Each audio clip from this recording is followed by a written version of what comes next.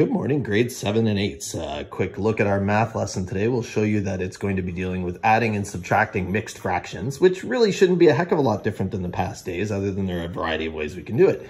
So if you look at our first question here, it would say, how much is 1 1/2 plus 1 1/3 plus 1 1/4? Some of you right away are going to go, I know what we need to do. We need to find a common denominator, which of course is always true. But today is kind of about doing some of the modeling again so that you actually at least have a visual understanding of what's actually happening when we do these things. So let's take a look at a simpler example to start with. And we take a look at this. We've got 3 2/3 plus 1 2/5.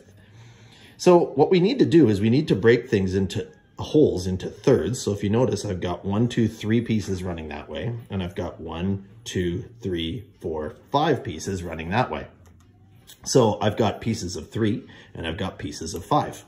Okay, but what I'm going to do with my modeling then is say I've got 3. So here's a whole full, like one whole full unit. Here's another whole full unit. Here's another whole full unit. There's my 3. And then I need 2 of my pieces of 3. So that's my 3 2/3. Then I'm going to go, okay, well, now I need another whole because I've got a 1. So check, that's there. And I need 2 of my pieces of 5 that run this way. So now I could add these all up and I can say I've got 1, 2, 3, 4 holes.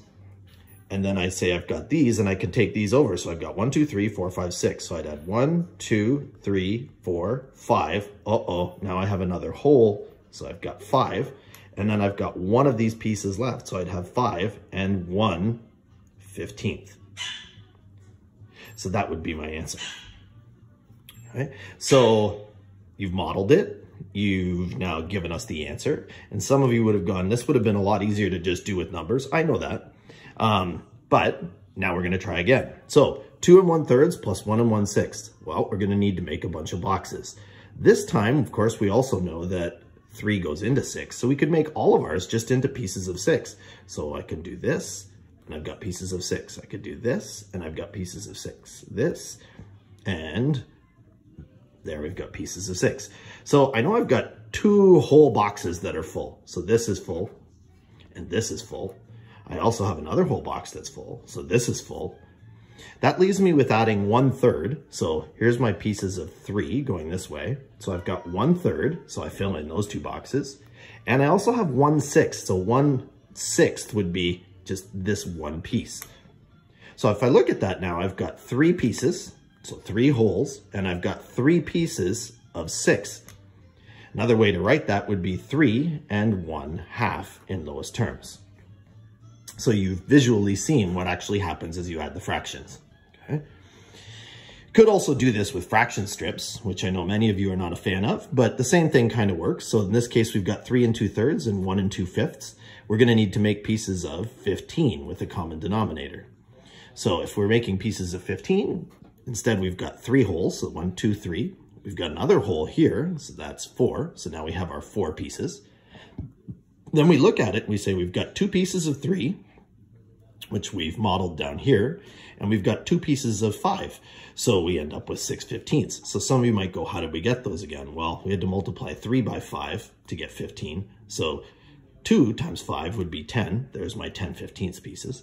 We had to multiply 5 by 3 to get 15. So 2 times 3, there's my 6/15 of pieces, which leaves me with 16 pieces of 15 after my 4. So I've got 4 and 16/15. So what I could do at this point is go, this is wrong. So I have to add a 5 because we've got another hole in there, and I've got 1/15 left. So we've modeled it and we've gotten the answer. Okay.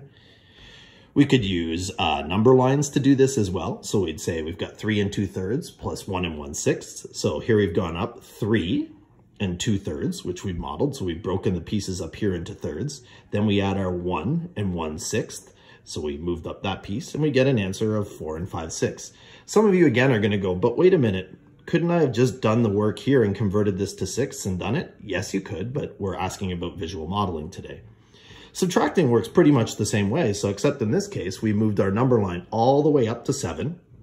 And then we had to put in 5 1/3. So we moved up 5 and 1/3, which brought us here. Then we can count backwards and say, well, we know there's 1 hole and 1 2/3 left. So we're at 1 2/3. So really the modeling is not incredibly challenging. If we look at another one, now you try, we could look at this, and 6 minus 4 2/3. So I go all the way up to 6, then I draw a line up to 4, and I've broken these into thirds. There's my 2/3, takes me to right here.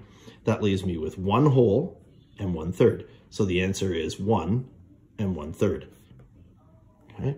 We can use fraction strips to subtract, but again, we're going to do pretty much the same thing. We're going to end up breaking all of our boxes into pieces of our common denominator of 6, which we've done here.